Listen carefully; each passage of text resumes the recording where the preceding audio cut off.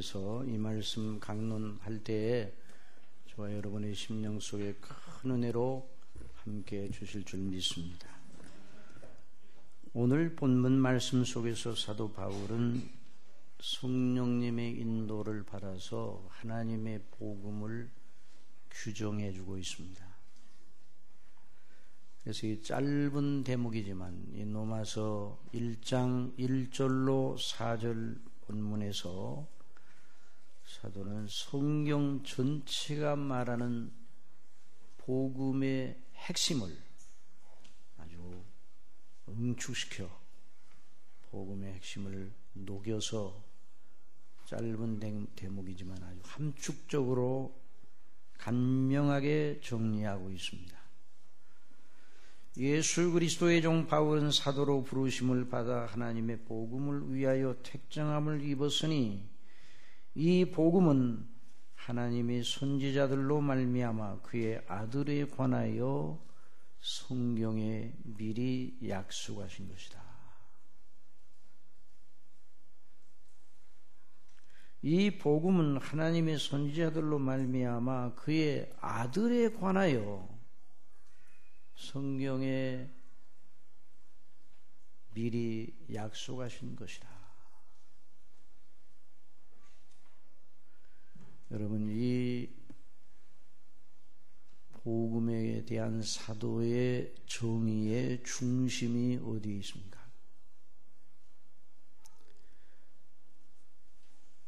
그 중심을 붙잡으면 내용 전체가 따라오는데 그 중심이 어디에 있습니까? 복음의 중심이 어디에 있습니까? 하나님의 아들에 있습니다. 복음은 하나님의 아들에 관한 것입니다. 누구에 관한 것이라고요? 하나님의 아들에 관한 것입니다.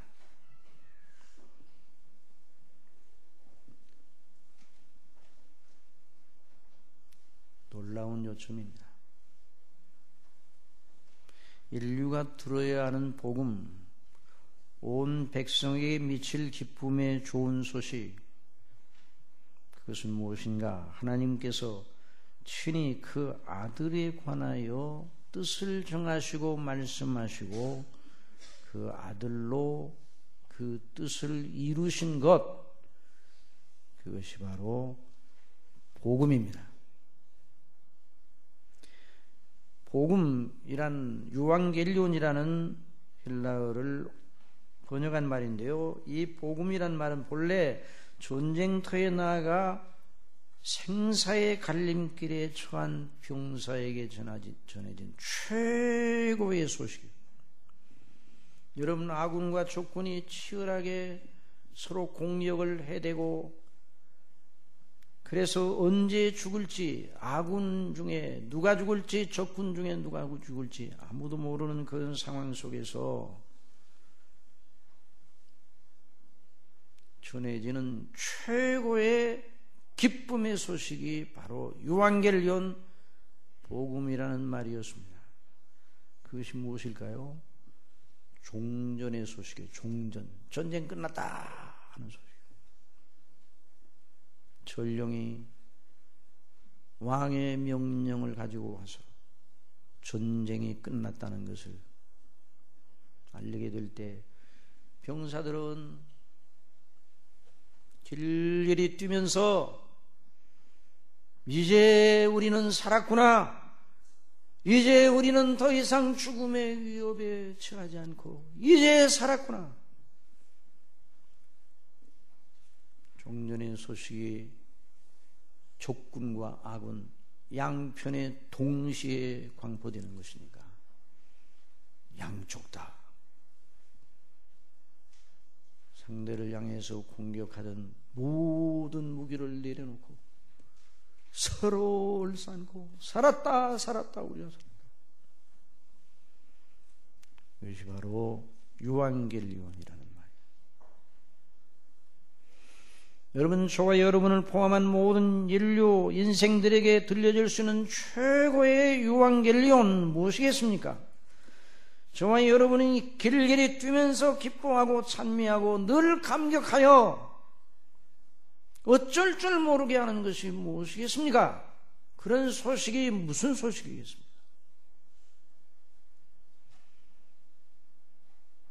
인생의 세찬 파고 속에서부터 나면서부터 죽기까지 고생을 하다가 결국은 죽어버릴 인생, 그러나 그 죽음으로 모든 게 끝나는 것이 아니라 영원한 심판, 지옥, 형벌이 기다리고 있는 인생들에게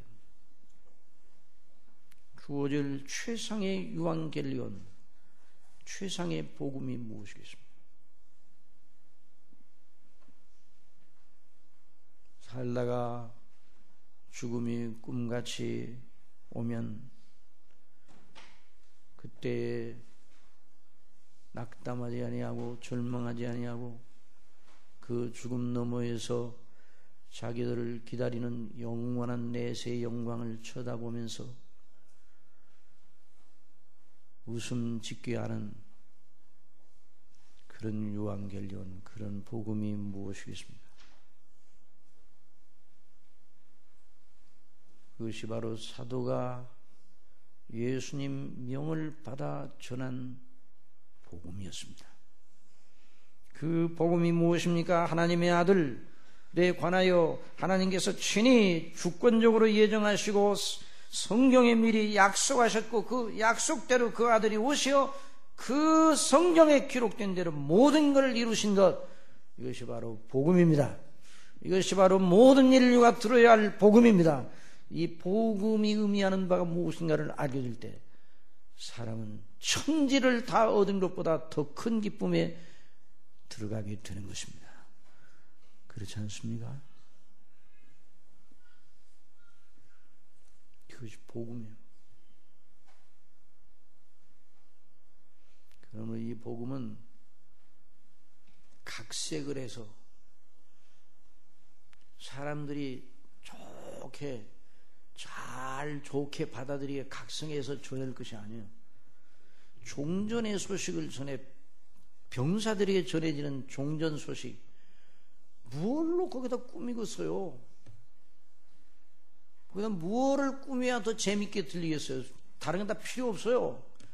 전쟁이 끝났다,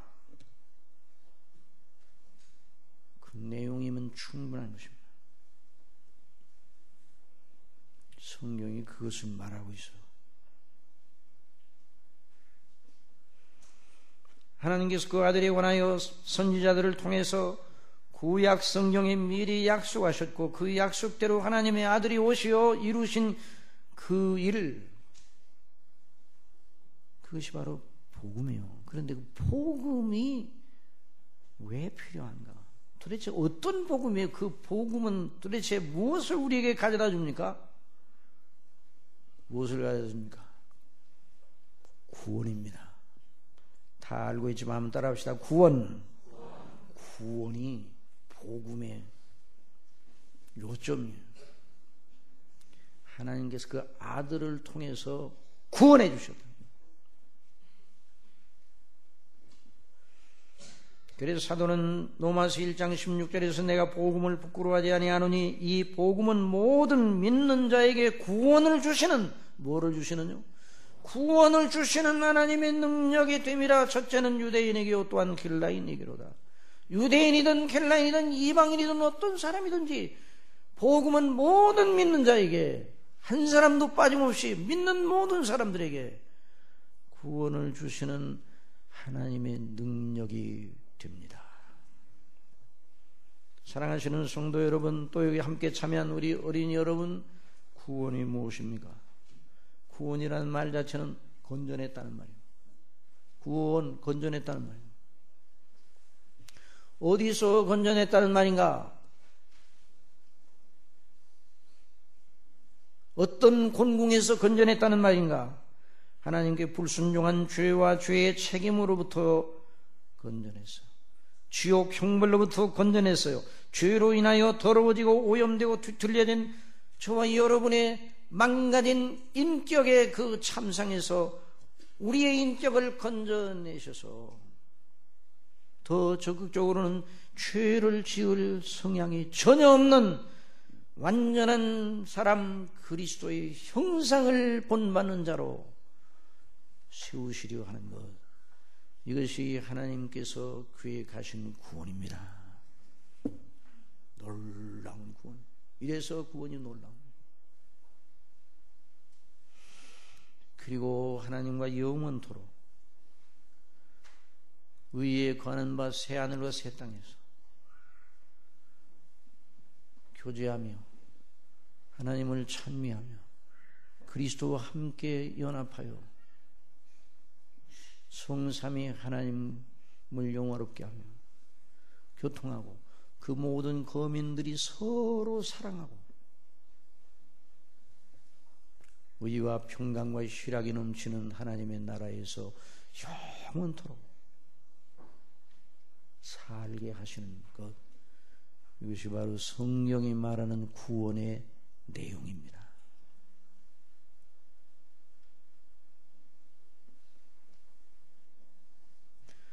그러므로 이런 의미에서 구원을 받았으면 그 사람은 다른 모든 걸 계산하지 않아도 그 사람은 복 있는 사람입니다. 여러분 믿습니까? 내가 예수 그리스도를 믿음으로 말미암아 구원받은 게 확실하다고 하면 그 사람은 세상 전체를 얻은 것보다 더 큰 것을 소유하고, 이 세상 전체는 다 불로 나중에 다 소멸될 거예요.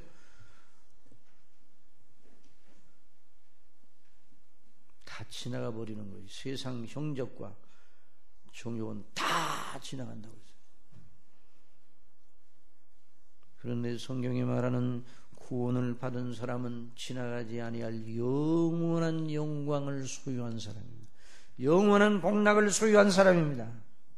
그러니 구원받은 사람은 복이 있습니다. 하나님의 사랑하심을 입고 구원받은 사람은 그 사람의 복에 대해서 아무리 지나친 말을 할지라도 지나치지 않습니다. 반면에 사람이 성경이 말하는 대로의 구원을 받지 못하면 그가 이 세상 전체를 다 손아귀 외치고 온 권세를 다 잡고 부귀 영화를 다 가지고 있다 할지라도 구원받지 못하면 비참한 사람인 거죠. 솔로몬이 그것을 말하고 있어요. 전도서에서 헛되고 사람이 해 아래에서 수고하는 모든 수고가 자기에게 무엇이 유익한고,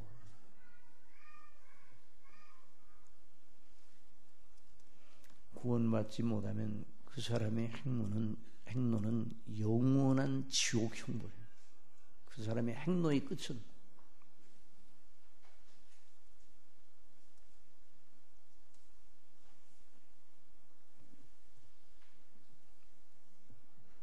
구원받고 있으면, 구원받은 사람이라면 다른 모든 것에서 모자라다 할지라도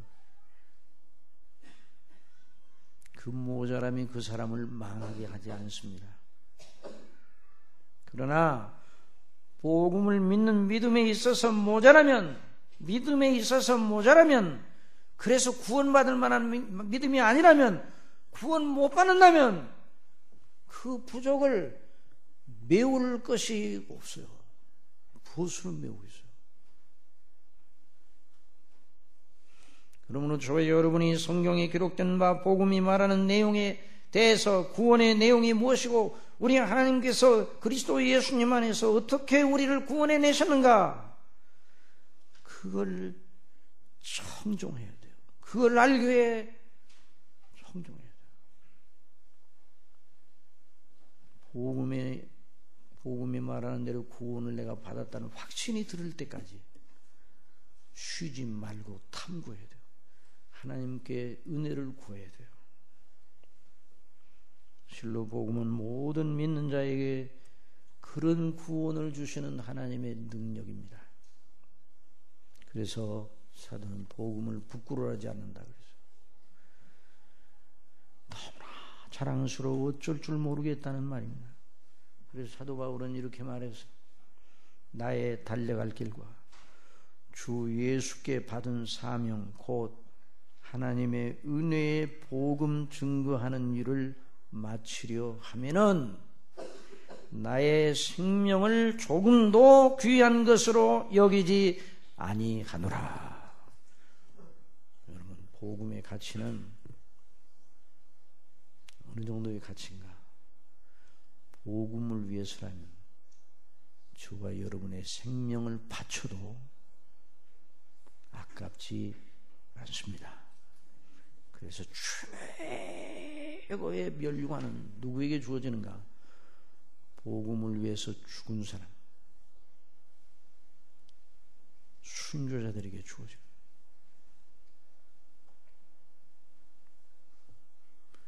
오늘 이 시대가 천박하게 이를 데 없는 시대요. 가장 편리한 시대요. 아담 이후 지금까지 오던 모든 역사의 시대마다 다 봐도 오늘 이 시대처럼 편리한 시대는 없어요.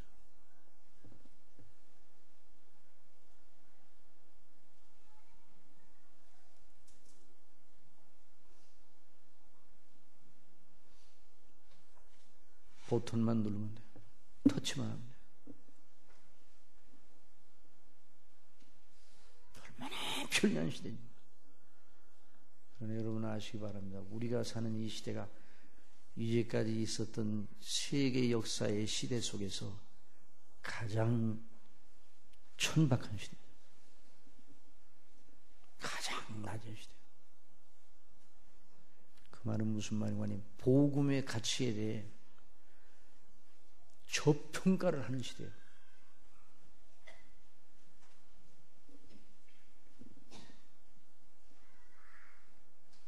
왜 복음이 그렇게 큰가? 그것이 저에게 구원을 주시는 하나님의 능력이기 때문에, 그것이 곧 하나님의 아들에 관한 것이기 때문에 크고 큰 것입니다. 복음은 하나님의 아들에 관하여 집약된 하나님의 은혜와 진리의 체계라 할 수 있습니다. 바로 그것이 성경이에요. 성경은 바로 구약성경과 신약성경으로 나눠지는데, 바로 구약성경은 그 아들에 관하여 하나님의 하실 뜻을 보여주는 것이죠. 신약성경에는 그 뜻대로 오시어 이루신 것을 증거하는 것이 신약성경. 그리고 그분이 다시 오실 것을 증거하는 것이 바로 신약성경입니다. 하나님의 말씀인 성경 어디를 읽어도 그러므로 하나님의 아들에 관하여 말하고 있다는 걸 잊어서는 안 됩니다. 물론 어떤 데모는 직설적으로 말하기도 합니다. 어떤 경우에는 간접적으로 말하기도 합니다. 어떤 경우에는 예표적으로 말하기도 합니다. 어떤 경우에는 모형으로 또는 그림자로 말하기도 합니다. 또 성경은 여러 표현 방법이 다릅니다. 어떤 대목은 역사를 기술하는 방식으로, 어떤 내용은 시와 찬미와 노래의 형식으로 주어져 있어요. 어떤 경우에는 잠언, 짧은 문장으로 교훈을 담고 이 잠언, 격언 그런 양식으로, 어떤 경우에는 전기를 쓰는 양식으로, 어떤 인물의 생애에 대해서 쓰듯이 전기 형식으로, 어떤 내용은 편지, 서간 문체로, 이런 여러 가지 형식을 갖추고 있기는 합니다. 그러나 그 성경의 모든 내용은 하나님께서 그 아들에 관하여 뜻을 정하시고 이루시고, 그 아들 안에서 당신의 사랑하시는 이들을 구원하시는 하나님의 행사입니다. 그것이 성경입니다.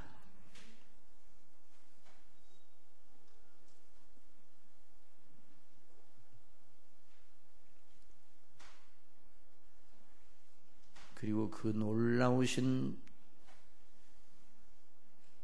하나님의 아들이 이루신 이 일의 효력을 나누어 주시는 일, 성령님께서 그 일을 하시는데, 그 일을 성경은 계속 증거를 하고 있습니다. 그러므로 여러분, 대단한 신학자라 할지라도, 아무리 대단한 학식을 자랑한다 할지라도 그 중심에서 벗어나게 성경을 해석하고 그에 따라 나름의 주장을 한다면 그는 신학자가 아닙니다. 종교 철학자에 불과합니다. 그런 신학자들이 적지 않습니다. 그 사람들이 신학자들이 아닙니다.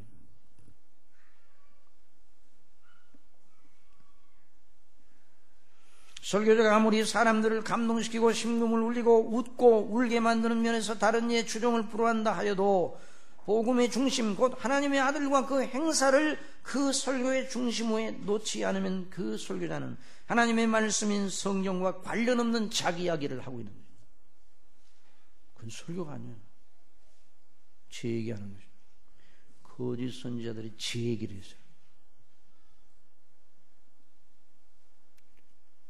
여러분, 회중은 그런 설교를 들을 의무가 없습니다.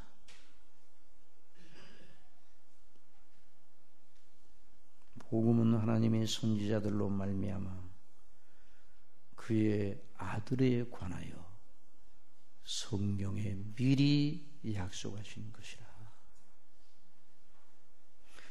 여러분이 이 죄악된 인생들에도 불구하고 역사가 계속 진행되는 이유는 바로 딱 한 가지 있어요.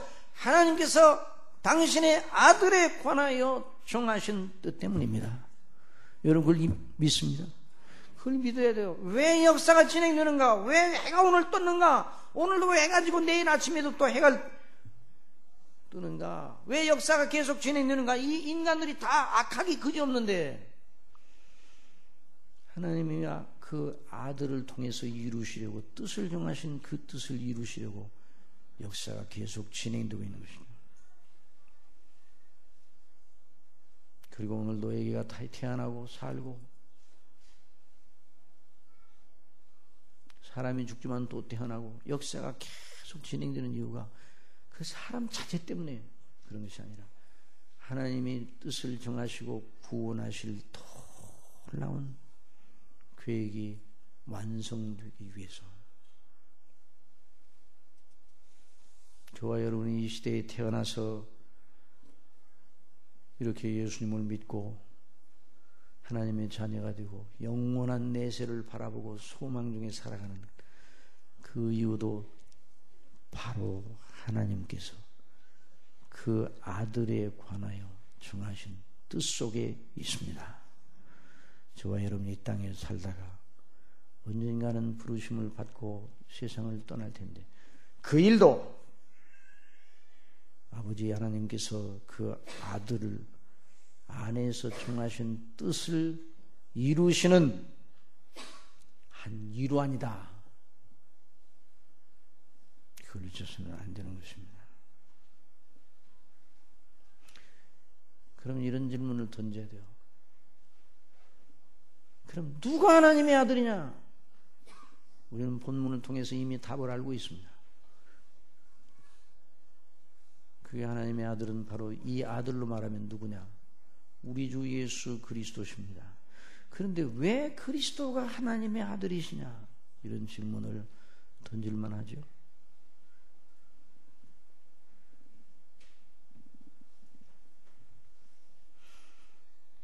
그가 하나님의 아들이시다고? 그가 하나님의 아들이십니다. 그가 무엇을 하셨습니까? 이것이 최고의 문제예요. 예수님이 누구시냐? 예수님이 무엇을 하시느냐? 이것이 최고의 문제예요.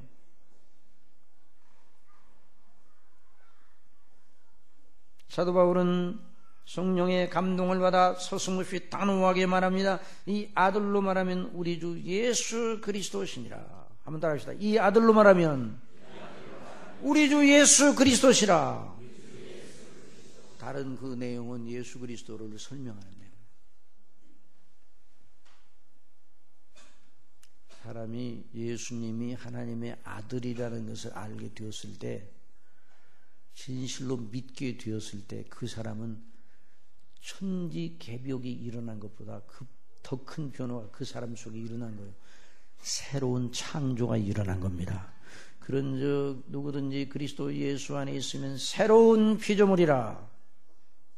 이전 것은 지나갔으니 보라 새 것이 되었도다. 그런 말씀이죠. 그러니까 신약 성경은 하나님의 아들 예수 그리스도, 예수님이 하나님의 아들이심과 그 아들이신 하나님의 아들이신 예수님이 무엇을 하셨느냐, 여기에 집중되어 있어요. 그래서 마태복음 복음서를 쫙 열면 한번 따라합시다. 마태복음 1장 1절. 아브라함과 다윗의 자손 예수 그리스도의 족본이라. 예수 그리스도의 계보 또는 세계라 그렇게 번역했는데 예수 그리스도의 족보예요. 족보. 왜 그 족보가 있느냐? 여기 있는 대로 이 아들로 말하면 육신으로는 다윗의 혈통에서 나셨고 하나님께서 하나님의 아들에 관한 약속을 하셨습니다. 그런데 누구로 오실 거라고 약속했는가? 아브라함과 다윗의 자손으로 오실 것이라고 말씀해 주셨어요. 그래서 예수님께서 하나님이시지만 사람이 되어 이 땅에 태어나실 때 반드시 다윗의 자손으로 태어나셔야 됐어요. 그리고 예수님이 어느 동네에서 태어났습니까? 어느 동네? 우리 어린이들이 대답해 보세요. 어느 동네요? 어린이들이 대답해 보세요. 우리 어느 동네에서 예수님이 태어나셨습니까? 베들레헴. 베들레헴이 누구네 동네예요? 어린이들이 대답해 보세요. 베들레헴이 누구네 동네예요? 그렇지, 다윗의 동네예요. 누구네 동네에서 태어났다고요? 다윗의 동네. 다윗의 동네 베들레헴에서 그리스도가 나셨다. 온 백성이 미칠 기쁨의 좋은 소식이다. 그래서 구약 성경을 읽어보면 아브라함과 다윗으로 이어지는 그 혈맥, 그 혈통에서 하나님이 일하신 것이 중심을 이루고 있어요. 그래서 그걸 구속사라 그렇게 말합니다. 아브라함과 다윗의 자손 예수 그리스도의 세계라. 아브라함이 이삭을 낳고 이삭은 야곱을 낳고 야곱은 유다와 그 형제를 낳고 쭉쭉쭉쭉 내려가서 아미나답을 낳고 아미나답은 나손을 낳고 나손은 살몬을 낳고 살몬은 라합에게서 보아스를 낳고 보아스는 누색에서 오벳을 낳고 오벳은 이새를 낳고 이새는 누구를 낳습니까? 다윗을 낳습니다. 다윗 왕을 낳으니라. 다윗이 우리아의 아내에게서 솔로몬을 낳고 쭉쭉쭉쭉쭉 진행해서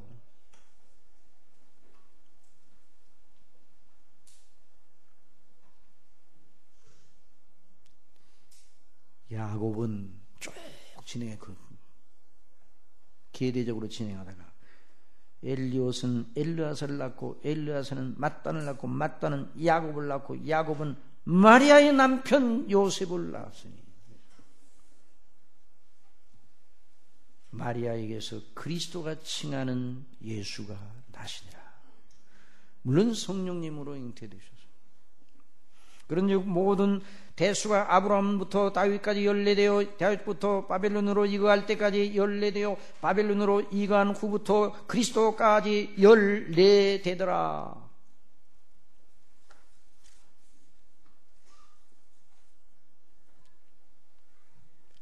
성경은 계속 하나님의 아들 예수 그리스도에 대해서 말하는 책이에요. 구주께서는 죄 중에 있는 백성들을 구원하시는 일을 위해 이 땅에 오시되 왜 오셨는가? 구원하러 오셨어요.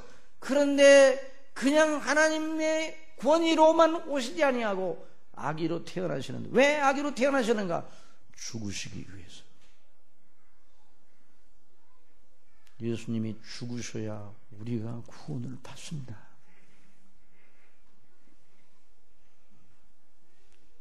예수님이 죽으실 때 사람들이 예수님을 비웃었어요. 내가 메시아이거든 내 스스로를 구원하라. 네가 하나님의 아들이야?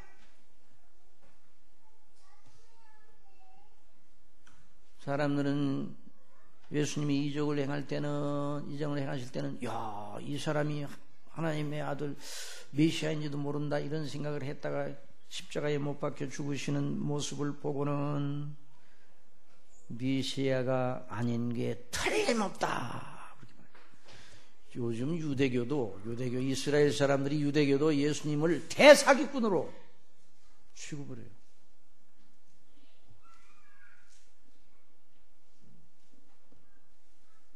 죽은 예수가 어떻게 메시아가 될 수 있느냐? 아직도 그 생각을 가지고 있어요.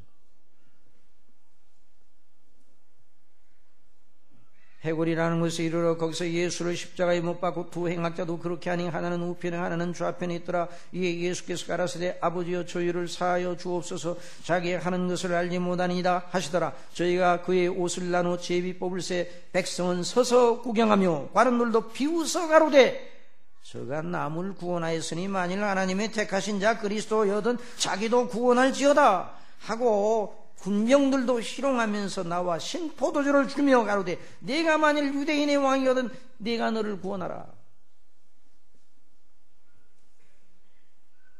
다른 제자들도 가룟 유다는 말할 필요가 없고 가룟 유다는 뭐 죽었고 다른 제자들도 예수님을 믿는다고 했지만 죽으심 앞에 그 현장 앞에 주는 그리스도시요 살아계신 하나님의 아들이시라는 신앙 고백을 내려놓고 있었어요. 엠마오로 가는 두 제자들이 예수님에 대해 가졌던 신앙 고백을 예루살렘에다 내려놓고 지금은 고향으로 내려가고 있어요. 누가복음 24장 13절에 그날에 저희 중 둘이 예루살렘에서 25일이 되는 엠마오라는 촌으로 가면서 그 모든 된 일을 서로 이야기하더라. 저희가 서로 이야기하며 문의할 때 예수께서 부활하신 예수께서 가까이 이르러 저희와 동행하시나 저희의 눈이 가리워져서 그인 줄 알아보지 못하다. 여러분, 저와 여러분의 영적인 눈이 가리워지지 않기를 바랍니다. 늘 기도해야 돼. 주여 제 영의 눈을 열어주시옵소서. 다른 눈은 밝히 떴는데 주님을 바라보는 눈은 감겼어요. 그러면 그런 삶은 망하는 삶이에요. 부활하신 예수님께서 이르시되 너희가 길 가면서 서로 주고받고 하는 이야기가 무엇이냐? 두 사람이 슬픈 빛을 띠고 머물러 서서 글로바라 하는 자가 대답하여 그러되 당신이 혼자 예루살렘에 오고 하면서 그일 거기서 된 일을 알지 못하느냐? 당신만 모르는 거 아니요? 다 아는데. 예수님이 말씀하셨어요. 무슨 일이냐? 그들이 말합니다. 나사렛 예수의 일이니 그가 하나님과 그 모든 백성 앞에서 말과 일에 능하신 선지자의 끈을 우리 대제사장들과 관원들이 사형 판결에 넘겨주어 십자가에 못 박으느니라. 우리는 이 사람이 이스라엘을 구속할 자라 바랐노라. 그러나 이 소망 그 소망이 끊어졌다 이 말이. 그래서 내려가고 있다. 그런데 이 일이 된 지가 사흘인데 우리 중 어떤 여자들이 우리를 놀라게 하여서 이는 새벽에 예수님 무덤에 갔다가 그의 시체는 보지 못하고 와서 그의 살으셨다는 천사들의 나타남을 보았다 함이라. 그 소식을 들었어요. 그런데 내려가죠. 예수님을 믿는 소망을, 믿음을 내려놓고 예수님에 대한 소망을 다 내려놓고 지금 고향으로 가고 있는 거죠. 제자들 중에 예수님의 부활을 기대하고 기다리는 사람들이 하나도 없었습니다. 그날 새벽에 예수님의 무덤을 찾았던 여인들도 부활하실 예수님을 만나러 간 것이 아니었습니다. 향품발로 예수님을 찾았어요. 여러분, 그러므로 우리가 하나님을 믿고 예수님을 믿는 것은 우리의 수준으로는 안 됩니다. 죽었다 깨어나도 안 되는 거예요. 죽었다 깨어나도. 하나님의 성령께서 역사하셔야 됩니다. 그러니까 하나님 성령 충만을 받아야 믿음을 견디하는 것이죠. 인간적인 휴머니즘 그거 다 쓰잘데없어요. 제자들이 그렇게 예수님과 3년 반 동안 가까이 있으면 예수님의 영광을 주목하였구만. 예수님의 십자가의 죽으심 앞에 자기들의 믿음과 소망을 다 내려놨어요. 베드로도 예수님의 부활 소식을 듣고 무덤으로 달려가가지고 예수님의 빈 무덤을 발견했지만은 그러면 예수님이 부활하셨다고 생각하고 말씀을 기억하고 예수님이 부활하신 게 분명하다고 하고 예수님이 어디 계시냐고 저에게 나타나달라고 외쳐야 될 거 아니에요? 그런데 베드로도 집으로 그냥 가버리고 말았어요. 그건 뭐예요? 예수님의 무덤에 시체는 없지만 예수님은 절대로 살아난 것이 아니라는 얘기예요.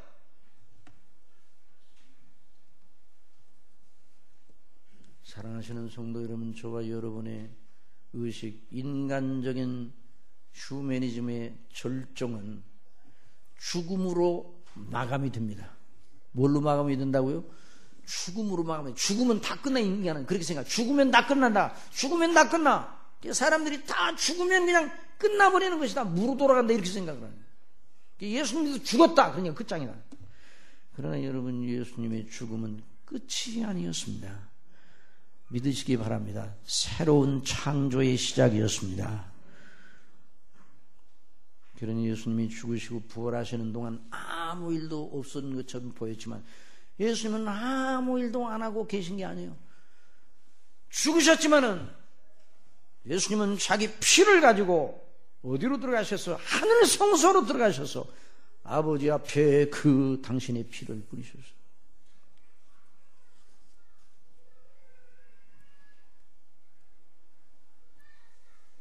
예수님의 병고침 이적 행하심에 대한 복음서의 기록을 보면서 우리는 예수님이 무엇을 하셨는가를 배우려고 하면 안 됩니다. 자, 이걸 잘 봐야 돼요. 예수님의 병고침 이적 행하심에 대한 복음서의 기록을 보면서 예수님이 그런 일을 행하시러 이 땅에 오셨다고 해석하면 안 돼요. 그렇게 가르치는 사람들이 많아요. 그건요, 사기꾼이나 하는 짓이에요. 그건 사기예요, 사기. 복음서에 나타난 대로 예수님이 복음서에 기록된 대로 오늘도 믿으면 그와 같은 일이 일어날 것을 보여주시느라고 그런 일을 하셨다 이렇게 가르치면요, 그 사람은 복음을 가르치고 있는 것이 아니에요. 그 사람은 사람을 속이고 있는 것이죠. 여러분, 예수님의 병고침 이적 행하심, 무리로 걸어가신 오병이요, 죽은 자를 살리신 이 모든 것이 그분이 하나님의 아들이셨음을 보여주는 표적이었습니다. 그러므로 복음서 그 대목을 읽을 때 하나님의 아들이시구나, 과연 하나님의 아들이시니까 바람과 바다도 잔잔케 하셨구나, 그걸 거기서 결론을 내려야 돼요. 그분이 왜 죽으셨느냐? 바로 백성들의 죄를 위하여, 나의 죄를 위하여.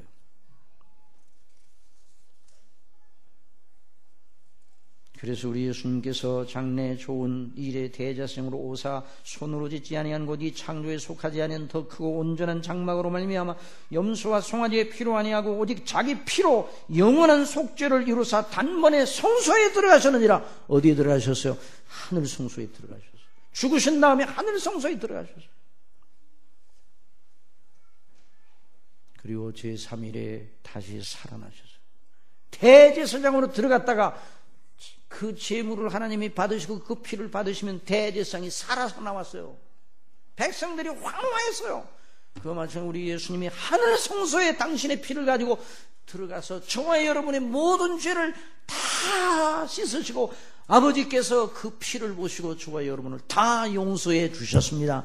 그러니 그분 예수님이 그냥 죽음 가운데 머물러 계실 수가 없었어요. 반드시 다시 사셔야 했어요. 그러므로 부활은 우연이 아니라 필연입니다. 예수님의 탄생과 죽으심과 부활과 승천과 하나님 우편에 계심과 다시 오시는 이 모든 것이 다 필연입니다.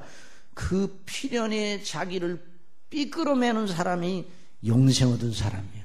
여러분 믿습니까? 그 사람이 진짜 복 있는 사람이에요. 예수님이 하나님 아들 되신 예수님, 그분은 죽으셔서 모든 걸 끝장내신 것이 아니라 죽으심으로 새로운 창조를 하신 것입니다. 부활하심으로 당신이 하나님의 아들이심을, 이제까지 행하신 모든 일이 우연하게 된 일이 아니라 하나님께서 영세전에 창세전에 정하셨던 뜻을 다 이루신 것을 광포하신 것입니다. 그러므로 예수 그리스도 그분은 성결의 영으로 하면 죽은 가운데서 부활하여 능력으로 하나님의 아들로 인정되셨다는 그 말이 선포되셨다, 선언되셨다, 하나님의 아들이심을 천명하셨다. 그 일로 성령 전체에 나와 있는 모든 내용이 진리고 그대로임을 온전히 광포하셨습니다. 이걸 믿지 아니하는 자는 구원받을 도리가 없어요. 이걸 믿는 자는 구원을 받습니다. 여러분, 이 예수님 그를 믿는 자는 그래서 죄사함을 받고 영생을 얻고 멸망당하지 않습니다. 예수님은 우리 범죄함을 위하여 내어줌이 되고 또한 우리를 의롭다 하심을 위하여 살아나셨느니라. 이것이 저와 여러분이 항상 마셔야 하는 복음의 샘물입니다. 영생하도록 솟아나는 샘물과 같은 마르지 않은 샘입니다. 그러므로 저와 여러분이 영적으로 기가 들리고 목마를 때 이 샘으로 가서 마셔야 됩니다. 예수님이 나를 위하여 죽으시고 나를 위하여 다시 사셨다는 그것을 파시기 바랍니다. 그 샘을 파시기 바랍니다. 그 샘의 뚜껑을 여시기 바랍니다. 그리고 거기서 들여 마시기 바랍니다. 그래서 우리 예수님은 내 살은 참된 양식이요 내 피는 참된 음료로다. 나를 먹고 내 피를 마시는 자 그에게 생명이 있도다 말씀하신 겁니다. 그러니까 저와 여러분의 삶에 굽이굽이 성령님의 인도하심을 따라 우리 주 예수 그리스도 안에서 아버지께서 뜻하시고 이루신 그 영원한 아름다운 뜻 성경대로 됨을 믿고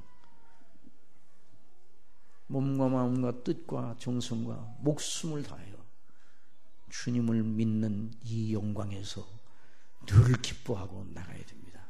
그러므로 항상 기뻐하라. 따라합시다. 항상 기뻐하라. 쉬지 말고 기도하라.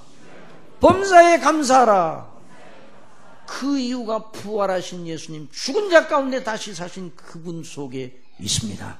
기도하겠습니다. 사랑하시는 아버지 하나님, 저희들이 이런 복을 받았음을 다시 한번 알게 되었습니다. 아버지, 그러나 저희는 연약하고 듣고 또 잃어버리고 듣고 감동을 받았으나 또 육체의 생각으로 그것을 희미하게 생각하는 이런 연약한 자들입니다. 그러나 아버지께서 이미 우리를 그리스도 안에서 건져 주셨으니 저희들은 영원한 생명의 소유자로 아버지의 나라의 영원한 영광스러운 백성으로 인침을 받았으니 이제 다시 죽음으로 돌아가지 않을 줄을 믿습니다. 이 사망 권세를 깨시고 부활하신 하나님의 아들 우리 주 예수 그리스도에게 우리의 모든 소망이 있음을 생각하고 기뻐하고 범사에 감사하고 늘 그러므로 그리스도의 이름으로 기도함으로 내 힘으로가 아니라 하나님이 주시는 힘으로 이기는 자들이 되게 하여 주옵소서.